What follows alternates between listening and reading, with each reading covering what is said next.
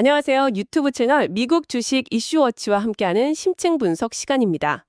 오늘은 오라클, 티커 ORCL이죠. 이 전통적인 데이터베이스 강자가 클라우드와 AI 시대를 맞아서 어떻게 변신하고 있는지 그 속을 아주 깊숙이 들여다보려고 합니다. 특히 내일 9월 9일 장 마감 후에 있을 2026 회계연도 1분기 실적 발표를 앞두고 있어서요. 지금 시장의 관심이 정말 뜨겁습니다. 기대와 우려가 막 교차하는 그런 시점인데요. 우리가 조사한 바에 따르면 오라클은 단순히 시대 변화에 적응하는 수준을 넘어서 뭐랄까 AI 인프라 시장 자체를 주도하려는 아주 야심찬 계획을 착착 실행 중인 것 같습니다. 네, 오라클의 변신. 이건 IT 업계에서 정말 흥미로운 사례 중 하나죠. 저도 아주 주목하고 있습니다. 다만 말씀하신 것처럼 이게 그냥 시대적 흐름에 따른 어쩔 수 없는 변화인지 아니면 정말 혁신을 통해서 새로운 시장 지배력을 만들어낼 수 있을지는 좀 더 냉철하게 따져볼 필요가 있어요. 왜냐하면 클라우드 시장이라는 게 이미 AWS, 마이크로소프트, 구글 같은 거대 공룡들이 딱 버티고 있잖아요. 그리고 AI 인프라 투자, 이거 정말 천문학적인 비용이 들어갑니다. 그러니까 그 거대한 비전 이면에는 분명히 넘어야 할 산, 그러니까 향실적인 과제와 리스크가 있다는 거죠.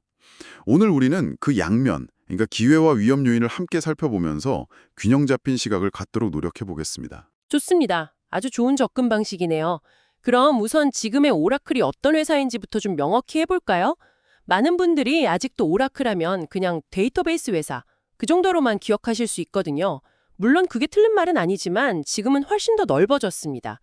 현재 오라클은요, 클라우드 인프라, 우리가 보통 OCI라고 부르는 오라클 클라우드 인프라스트럭처, 이게 있고요. 또 ERP, HCM, SCM 같은 다양한 기업용 애플리케이션들, 이것도 사스 형태로 제공하죠.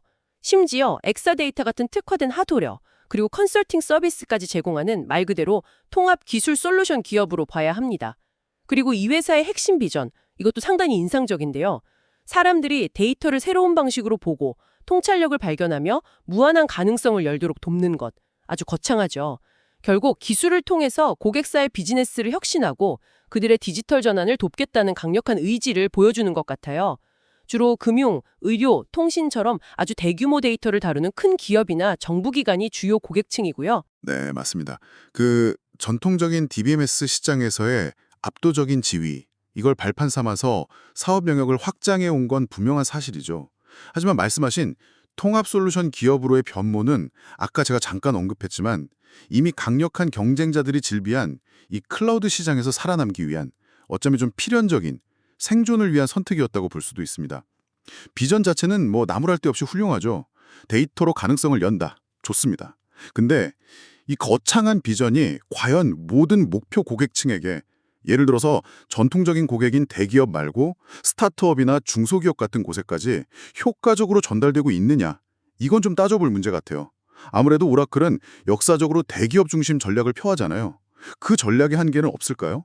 중소기업 시장에서는 여전히 좀 거리감이 느껴질 수도 있거든요. 그 점 좋은 지적이신데요. 근데 저는 오라클의 현재의 사업 전략들이 그 비전과 아주 긴밀하게 착착 연결되어 돌아가고 있다고 봅니다. 저희가 조사한 내용을 좀 보면요. 첫째로 멀티 클라우드 전략이 눈에 띄어요. 이게 아주 영리한 것 같은데 자사의 클라우드 인프라인 OCI를 공격적으로 확장하면서도 동시에 고객이 만약 원한다면 AWS나 애저 같은 경쟁사 클라우드 환경에서도 오라클 DB를 아주 쉽게 사용할 수 있도록 지원한다는 겁니다. 이게 뭘 의미하냐면 고객에게는 선택의 유연성을 제공하는 거죠. 어느 클라우드를 쓰든 우리 DB는 쓸 수 있다. 이렇게요. 이걸 통해 무한한 가능성이라는 비전을 실현하는 동시에 실제로는 오라클 DB의 시장 영향력을 유지하고 확장하는 효과를 노리는 거죠. 아주 똑똑한 전략이라고 생각해요. 이론상으로는 그럴듯해 보입니다. 멀티클라우드. 요즘 많이들 얘기하죠. 근데 이제 현실에서는 좀 복잡할 수 있어요. 기술적으로 여러 클라우드를 지원하려면 그만큼 복잡성이 증가하잖아요. 그리고 우리 OCI가 최고다라고 주장하면서 동시에 다른 클라우드에서도 우리 DB 쓰세요. 라고 하는 게 이게 브랜드 메시지 측면에서 좀 혼란을 주거나 정체성을 희석시킬 위험은 없을까요? 그리고 더 중요한 건 과연 이 멀티 클라우드 전략이 실제로 AWS나 애저를 쓰는 고객들을 얼마나 오라클 TV로 끌어오고 있느냐. 아니면 그냥 기존 오라클 고객들이 다른 클라우드로 넘어가는 걸 막는 그런 방어적인 수단에 그치고 있는 건 아닌지 이걸 좀 구체적인 데이터로 확인해 볼 필요가 있을 것 같아요. 그냥 전략이 있다고 다 성공하는 건 아니니까요. 네, 그 성과 측정 부분은 뒤에서 실적 얘기할 때 좀 더 자세히 다뤄보기로 하고요. 두 번째 핵심 전략으로 넘어가 보죠. 바로 AI 기술의 전면적인 통합입니다. 이게 또 아주 중요해요. 오라클은 단순히 AI 서비스를 몇 개 추가하는 그런 수준이 아니고요.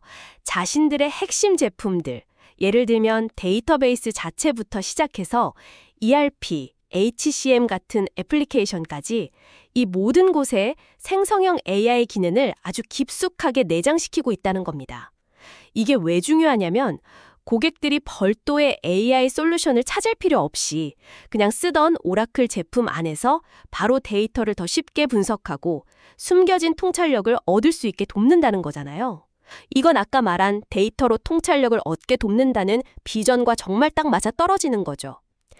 최근에 오픈 AI나 일론 머스크의 XAI 같은 아주 핫한 AI 기업들이 오라클의 OCI를 선택했다는 뉴스가 있었잖아요. 이게 바로 오라클이 제공하는 이런 AI 풀스택 역량, 그러니까 인프라부터 애플리케이션까지 AI에 최적화된 환경을 제공하기 때문이라는 분석이 많더라고요. 이건 정말 큰 성과죠. AI 통합. 네, 이것도 요즘 기술 기업이라면 당연히 해야 하는 뭐랄까 필수 과제가 됐죠. AWS, 마이크로소프트, 구글 할 거 없이 다들 하고 있습니다. 아주 치열하게 경쟁하고 있죠. 그래서 중요한 건 과연 오라클만의 차별화된 AI 우위가 무엇이냐, 그리고 그 우위가 얼마나 오랫동안 지속될 수 있느냐 하는 점이에요. 오픈 AI나 XAI 같은 대형 고객을 유치한 건 분명 큰 뉴스고 오라클에게는 엄청난 홍보 효과가 됐겠죠. 하지만 그 계약이 단순히 특정 시점에서의 가격 경쟁력 때문일 수도 있고 아니면 엔비디아 GPU 확보 능력 같은 다른 요인이 더 컸을 수도 있습니다. 장기적으로 봤을 때 AWS, Azure, GCP와의 AI 인프라 경쟁에서 오라클이 계속해서 우위를 점할 수 있을지는 좀 더 지켜봐야 한다고 생각해요. AI 풀스택이라는 말이 그저 마케팅 용어를 넘어서는 정말 실질적인 기술적 깊이와 차별성을 의미하는 건지 이것도 냉정하게 평가해야 합니다. 네, 경쟁 환경이 치열하다는 점은 인정합니다. 세 번째 전략으로 넘어가 볼까요? 바로 ERP, SCM 같은 기업 핵심 애플리케이션들을 단일 플랫폼에서 통합해서 제공하는 이른바 원스톱 방식입니다. 기업들이 여러 회사의 시스템을 가져다가 복잡하게 연동해서 쓰는 경우가 많잖아요. 그런데 오라클은 이걸 하나의 플랫폼에서 다 해결해 주겠다는 거죠. 이렇게 하면 시스템 간 연동에 드는 시간과 비용, 복잡성을 크게 줄일 수 있고 운영 효율성도 높일 수 있습니다. 이건 역시 기업들이 데이터를 한 곳에 모아서 통합적으로 관리하고 활용하도록 돕는 거니까 데이터 잠재력을 최대한 활용하도록 돕는다는 그 비전과 정확히 일치한다고 볼 수 있겠죠. 즉, 벤더 락인이 심화된다는 단점이 명확하게 존재합니다. 한번 오라클의 통합 플랫폼 그 생태계 안에 깊숙이 발을 들이게 되면 나중에 혹시 다른 회사에 더 좋거나 저렴한 솔루션이 나오더라도 쉽게 바꾸기가 굉장히 어려워집니다.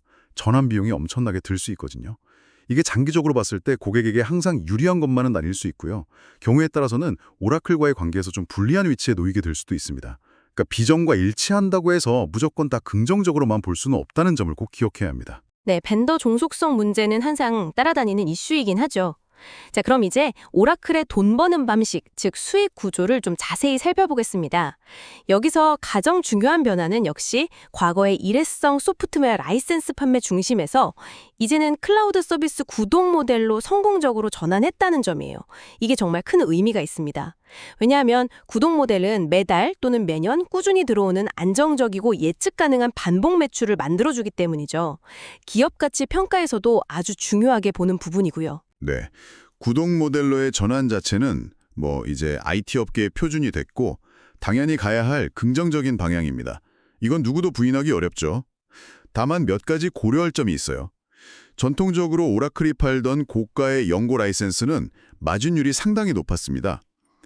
그런데 클라우드 서비스는 초기 구축 비용도 크고 경쟁 때문에 가격 압박도 심해서 초기 수익성은 상대적으로 낮을 수 있다는 점을 감안해야 합니다. 그리고 구독 모델은 고객이 언제든지 서비스를 해지할 수 있다는 특징이 있잖아요. 그러니까 고객을 계속 만족시키기 위한 지속적인 서비스 개선과 혁신이 필수적입니다. 단순히 구독 모델로 전환했다는 것 자체가 미래의 성공을 보장해주지는 않는다는 거죠. 맞습니다. 지속적인 노력이 필요하죠. 오라클의 주요 수익원을 크게 세 가지로 나눠볼 수 있는데요. 첫째, 가장 큰 비중을 차지하는 것이 클라우드 서비스 및 라이센스 지원, 클라우드 서비스 앤 라이센스 서포트 부문입니다. 여기에는 OCI 같은 인프라 서비스, IaaS, 그리고 ERP 클라우드나 HCM 클라우드 같은 클라우드 애플리케이션 서비스 매출이 포함되고요. 여기에 더해서 기존에 판매했던 온프레미스 소프트웨어 라이센스에 대한 유지 보수, 서포트, 수익도 이 부문에 같이 잡힙니다. 이게 가장 큰 덩어리예요. 둘째는 이제 하드웨어 판매인데요. 대표적인 게 오라클 DB 성능을 극대화시킨 엑사데이터 같은 특화된 시스템 판매 수익입니다. 셋째는 컨설팅 및 기타 서비스 수익입니다. 오라클 솔루션을 도입하거나 운영하는 데 필요한 기술 지원, 교육 같은 서비스 매출이죠. 네, 그 수익 구조를 볼 때 좀 더 세분화해서 봐야 할 부분이 있습니다.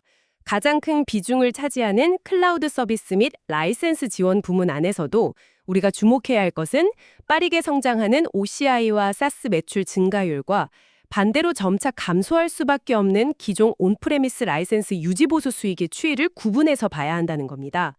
즉, 새로운 클라우드 사업의 성장이 기존의 캐시카우였던 유지보수 수익 감소분을 충분히 상쇄하고도 남을 만큼 빠르게 이뤄지고 있는지가 중요하겠죠. 하드웨어 부문은 장기적으로 클라우드 전환이 가속화될수록 자연스럽게 비중이 줄어들 가능성이 높다고 봐야 하고요.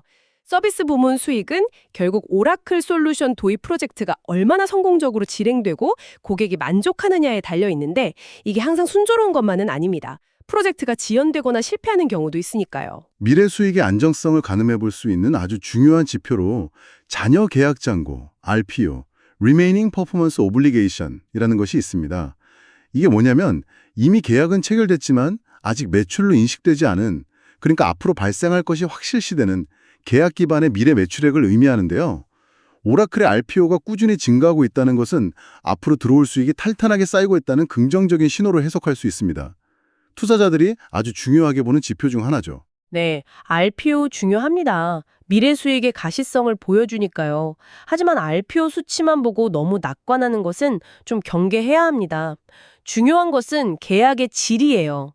예를 들어 계약 기간이 얼마나 긴지, 실제 계약이 이행될 가능성은 얼마나 높은지, 그리고 그 계약의 마진율은 어느 정도인지 등을 종합적으로 고려해야 합니다. RPO 총액이 크다고 해서 무조건 다 양질의 수익으로 이어지는 것은 아닐 수 있거든요. 그러니까 RPO는 어디까지나 참고 지표이지 미래 실적을 보장하는 수표는 아니라는 점을 명심해야 합니다. 그 이면을 좀 더 들여다볼 필요가 있다는 거죠. 알겠습니다.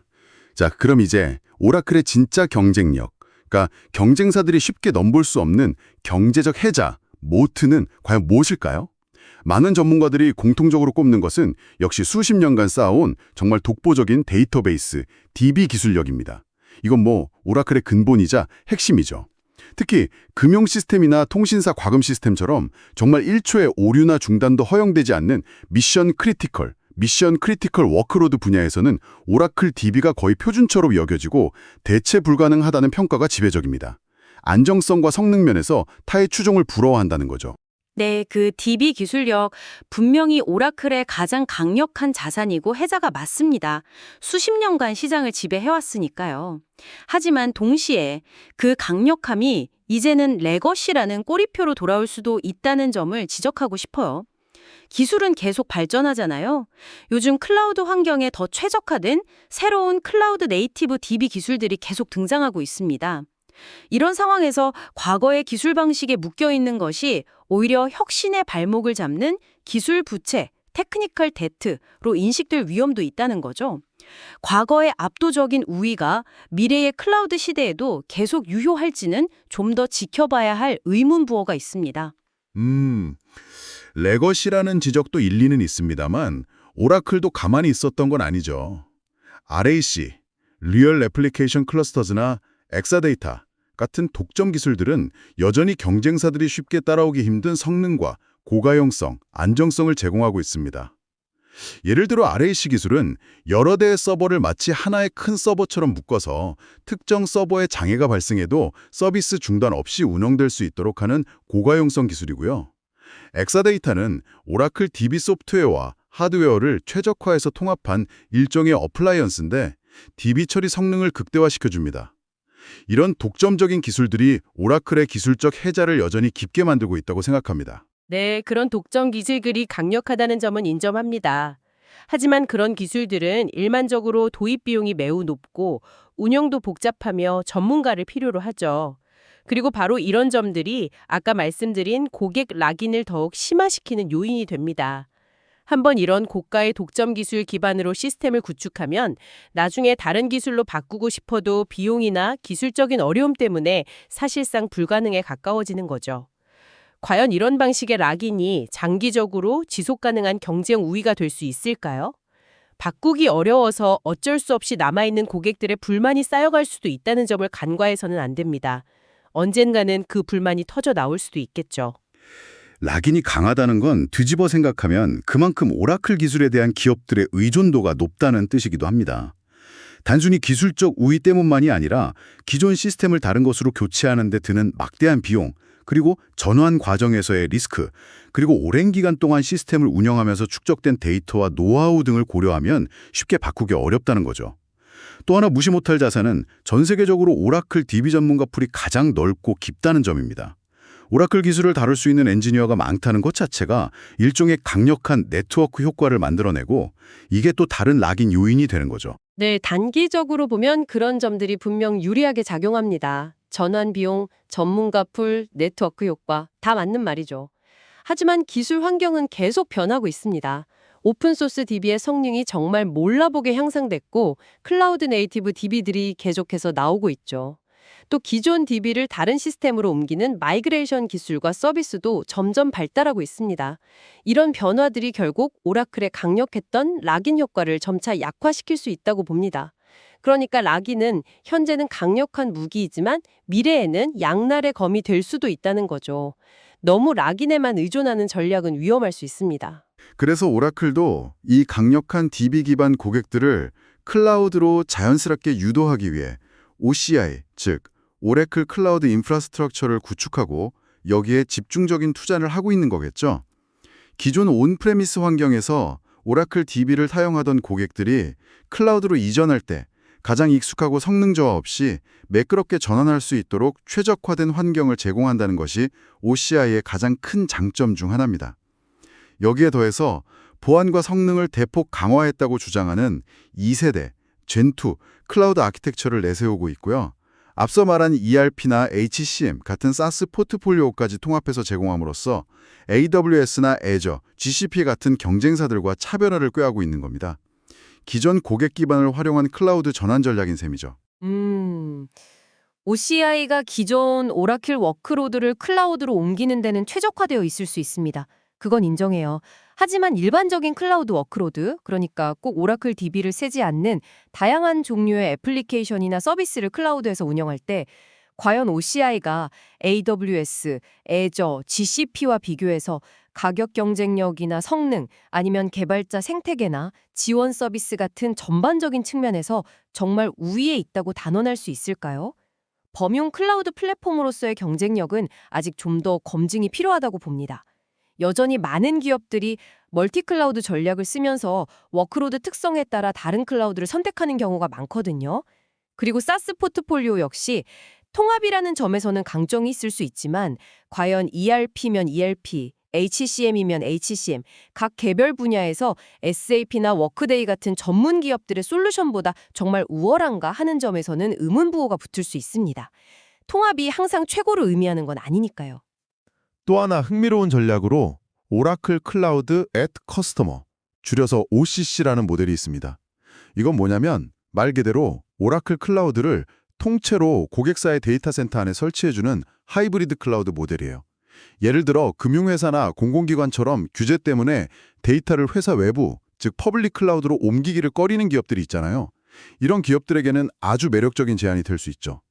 프라이빗 클라우드의 보안성과 통제력을 유지하면서 퍼블릭 클라우드의 기술과 서비스를 그대로 이용할 수 있으니까요. 여기에 더해서 오라클이 자랑하는 자율운영 데이터베이스, 오토노머스 데이터베이스 기술도 있습니다. 이건 DB가 스스로 패치를 적용하고 튜닝하고 백업하는 등 관리 작업을 자동화해서 운영 부담과 비용을 크게 줄여준다는 개념입니다. 이것도 중요한 차별화 포인트죠. 네, OCI 모델. 아이디어 자체는 좋습니다. 하이브리드 클라우드 수요는 분명히 있으니까요. 하지만 이걸 실제로 구현하고 운영하는 것은 생각보다 복잡할 수 있습니다. 고객사 데이터 센터 환경에 맞춰서 설치하고 관리하는데 기술적인 어려움이나 추가 비용에 발생할 수 있죠. 자율운영 데이터베이스 역시 그 이상적인 목표와 실제 현장에서 체감하는 효과 사이에는 차이가 있을 수 있습니다. 모든 관리 작업이 100% 자동화되는 것은 아닐 수 있고 특정 환경에서는 기대만큼의 비용 절감 효과를 보지 못할 수도 있고요. 결국 이런 것들도 마케팅적인 구호 너머에 있는 현실적인 장단점 그리고 실제 구현 사례들을 면밀히 살펴볼 필요가 있습니다. 네, 좋습니다. 자, 그럼 이제 시장에서 가장 뜨거운 감자죠. 실적 전망으로 넘어가 보겠습니다. 앞서 말씀드렸듯이 바로 내일 미국 시간으로 9월 9일 장 마감 후에 오라클의 2026 회계연도 1분기 실적이 발표될 예정입니다. 지난 4분기 실적 발표 때 OCI 매출이 전년 동기 대비 무려 52%나 급증하면서 시장을 깜짝 놀라게 했었잖아요. 그래서 이번 분기 실적에 대한 기대감도 상당히 높습니다. 현재 시장 분석가들의 컨센서스를 보면 이번 1분기 총 매출은 전년 대비 약 12%에서 14% 정도 성장하고 비갭 기준 주당 순이익, EPS는 약 5%에서 7% 정도 증가할 것으로 예상하고 있습니다. 상당히 긍정적인 전망이죠. 네, 지난 분기 OCI 성장률은 정말 인상적이었습니다. 52%면 엄청난 거죠. 하지만 바로 그 점 때문에 이번 분기에 대한 기대치가 너무 높아져 있다는 것이 오히려 좀 부담이 될 수도 있습니다. 과연 이번 분기에도 OCI가 그 정도의 폭발적인 성장세를 이어갈 수 있을지 아니면 성장률이 다소 둔화될지 이게 가장 큰 관전 포인트가 될 것 같아요. 만약 시장의 높은 기대치를 충족시키지 못한다면 실망 매물이 쏟아져 나올 가능성도 배제할 수 없습니다. 역시 핵심 성장 동력은 AI 수요 폭증에 따른 OCI의 성장으로 보고 있습니다.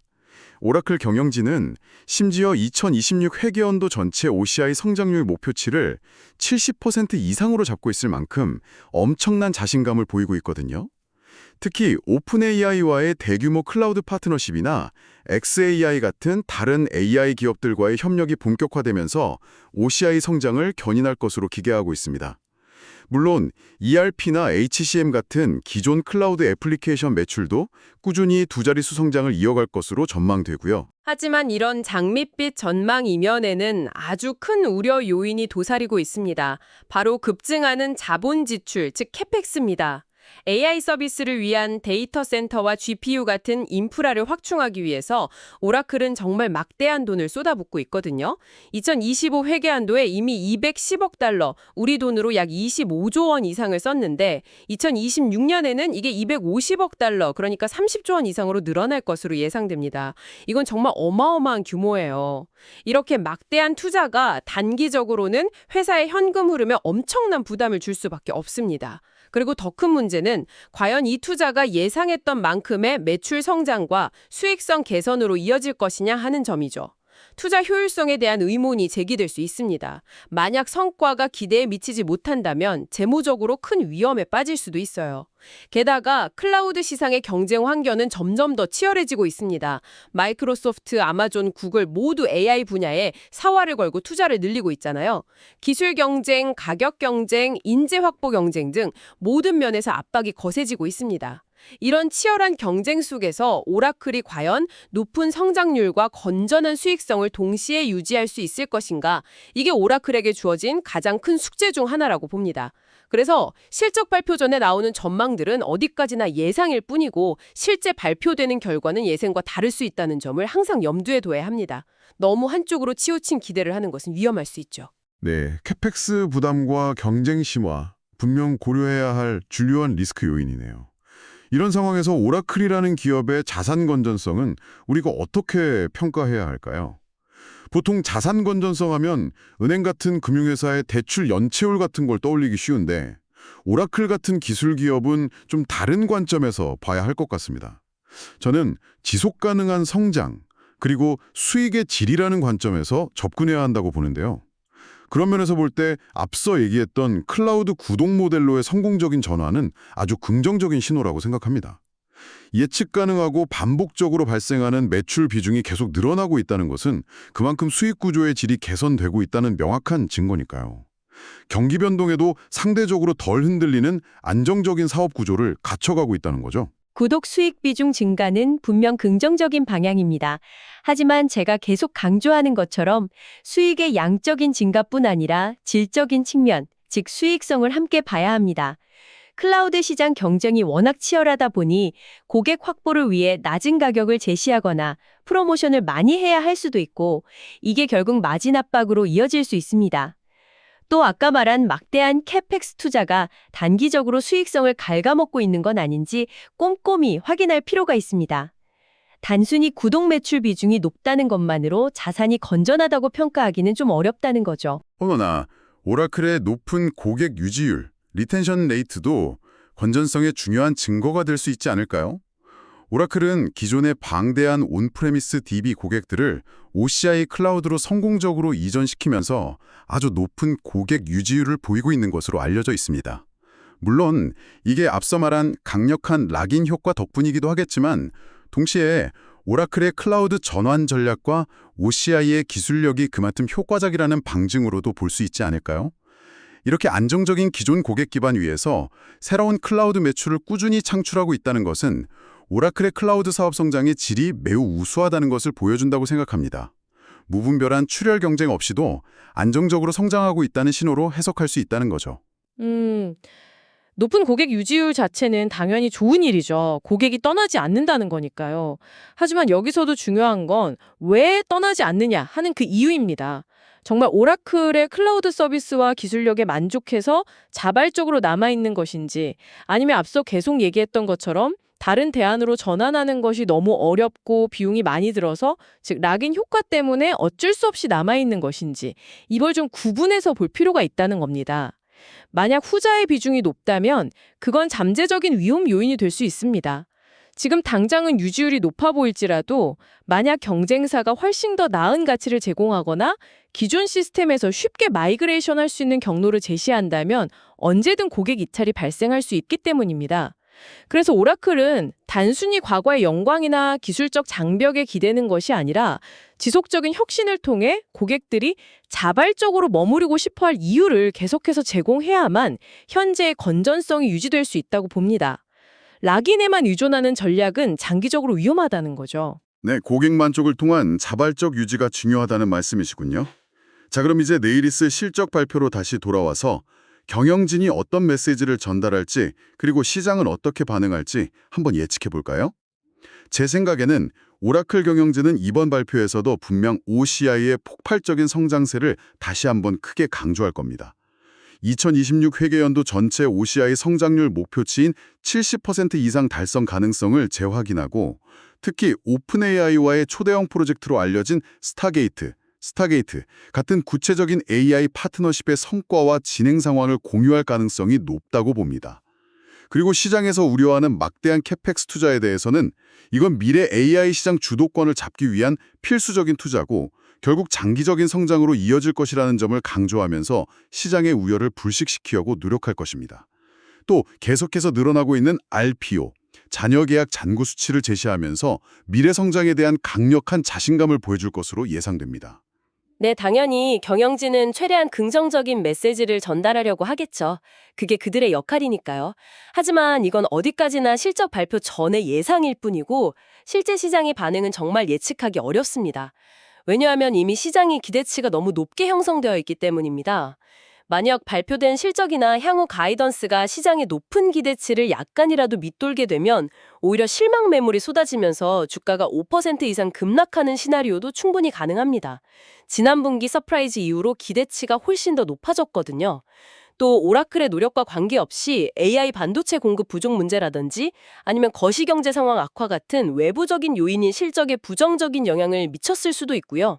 캐펙스 증가에 대한 시장의 우려가 경영진의 설명만으로 쉽게 해소되지 않을 수도 있습니다. 하지만 만약 이번에도 시장의 예상을 뛰어넘는 어닝 서프라이즈를 기록한다면 어떻게 될까요? 지난 4분기 실적 발표 직후에 주가가 하루 만에 12% 이상 급등했던 것처럼 이번에도 비슷한 급등 시나리오가 나올 가능성도 충분히 있다고 봅니다. AI 시대의 핵심 인프라 제공자로서 오라클의 잠재력과 투자 매력은 여전히 매우 높다고 생각하고요.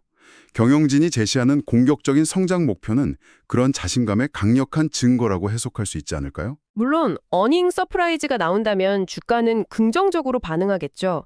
하지만 지난 분기 실적 발표 때 제시됐던 이번 1분기 가이던스를 한번 자세히 들여다볼 필요가 있습니다. 당시 회사가 제시했던 non-GAAP EPS 가이던스의 상단은 1.29달러였는데 시장 애널리스트들의 컨센서스는 그보다 약간 높은 1.30달러였습니다. 반면에 매출 성장률 가이던스는 6에서 8% 성장으로 제시했는데 이건 시장 컨센서스였던 13억 3천만 달러를 포함하는 범위였죠. 이걸 어떻게 해석해야 할까요? EPS 가이던스를 시장 기대치보다 약간 낮게 제시한 것이 말씀하신 것처럼 일부러 기대치를 낮춰 잡아서 어닝 서프라이즈를 만들기 위한 전략일 수도 있습니다. 하지만 다른 한편으로는 회사 내부적으로 예상보다 비용이 더 많이 증가하거나 수익성에 압박을 받는 요인이 있어서 보수적으로 가이던스를 제시했을 가능성도 배제할 수 없다는 겁니다. 단순히 기대치를 낮춰 잡는 것 이상의 의미가 있을 수도 있다는 거죠. 결국 내일 발표될 실제 실적과 함께 제시될 다음 분기 2026 2분기 가이던스가 이 간극을 어떻게 해석해야 할지 명확하게 보여줄 것입니다. 그리고 시장의 높은 기대치, 컨센서스가 이미 현재 주가의 상당 부분 반영되어 있을 가능성이 높기 때문에 단순히 컨센서스를 충족하는 것만으로는 부족하고 이를 확실하게 상회하는 결과가 나와야 긍정적인 주가 반응을 기대할 수 있을 겁니다. 만약 컨센서스에 미치지 못한다면 실망감은 더 클 수 있고요. 따라서 실적 발표 전후로는 주가의 변동성이 매우 높을 것으로 예상되니 투자에 각별한 주의가 필요합니다. 첫째, 당연히 회사가 지난 분기에 제시했던 매출 및 EPS 가이던스를 달성했는지 여부입니다. 특히 총 매출 성장률보다는 OCI 성장률과 SaaS, 클라우드 애플리케이션 성장률이 얼마나 나왔는지가 더 중요하게 봐야 할 포인트입니다. 그리고 AI 관련 매출이 전체에서 어느 정도 기여하고 있는지도 확인할 수 있다면 좋겠죠. 둘째, 고객 충성도를 파악할 수 있는 지표들, 예를 들어 계약 갱신율, 리뉴얼 레이트나 고객 이탈률, 천 레이트 같은 수치를 확인해야 합니다. RPO 증가율과 함께 보면 더 의미 있는 해석이 가능할 겁니다. 셋째, 단순히 매출 성장뿐 아니라 수익성 지표들이 개선되고 있는지도 중요합니다. 영업이익률 오퍼레이팅 마진이나 잉여 현금 흐름, 프리캐시플로우 같은 지표를 통해 대규모 투자가 수익성을 심각하게 훼손하고 있지는 않은지 확인해야 하죠. 넷째, 배당금 지급이나 자사주 매입 같은 주주 환원 정책의 변화가 있는지 여부도 중요한 관심사입니다. 회사가 벌어들인 이익을 주주들과 어떻게 나누고 있는지 확인해야죠. 마지막으로 경영진이 컨퍼런스 콜에서 밝힐 내용들, 예를 들어 AI 투자 현황과 향후 계획, 엔비디아 GPU 확보 상황, 신규 대형 고객 유치 성과, 그리고 점점 중요해지는 데이터 프라이버시나 반독점 관련 규제 환경 변화에 대한 코멘트를 주의 깊게 들어야 합니다. 네, 정확하게 짚어주셨습니다. 그 핵심 지표들을 보시되 제가 앞에서 계속 말씀드렸던 것처럼 조금 더 비판적인 시각으로 한 단계 더 깊이 들어가서 분석할 필요가 있습니다. 예를 들어 가이던스 달성 여부뿐만 아니라 성장률의 질을 봐야 합니다. 할인이나 프로모션에 의존한 성장은 아닌지 등을요. 갱신율과 함께 이탈률도 반드시 확인해서 고객 누수는 없는지, 있다면 그 이유가 무엇인지 파악해야 하고요. 수익성 지표는 단기적인 투자 영향뿐 아니라 장기적인 개선 추세를 확인하는 것이 중요합니다. 일시적인 악화인지 구조적인 문제인지 구분해야죠. 주주 환원 정책 역시 회사의 미래 성장을 위한 재투자 필요성과 적절한 균형을 이루고 있는지도 따져봐야 합니다. 너무 과도한 주주 환원은 장기 성장 동력을 잃게 만들 수도 있으니까요. 그리고 경영진의 코멘트를 들을 때는 장밋빛 전망이나 성공 사례뿐 아니라 그들이 인식하고 있는 경쟁 심화나 기술적 장벽, 잠재적 리스크에 대한 언급은 없는지, 그리고 강화되는 규제 리스크에 대한 구체적인 대응 전략은 무엇인지까지 파악하려고 노력해야 합니다. 그래야 좀 더 객관적인 판단을 내릴 수 있습니다. 네, 아주 중요한 포인트들입니다. 자, 이제 좀 더 시야를 넓혀서 오라클의 장기적인 기회와 리스크 요인들을 종합적으로 평가해보면서 오늘의 이야기를 마무리해볼까요? 장기적으로 봤을 때 저는 오라클 앞에 정말 엄청난 기회가 펼쳐져 있다고 생각합니다. 뭐니 해도 전 세계적인 AI 수요의 폭발적인 증가는 OCI 성장의 핵심 동력이 될 것입니다.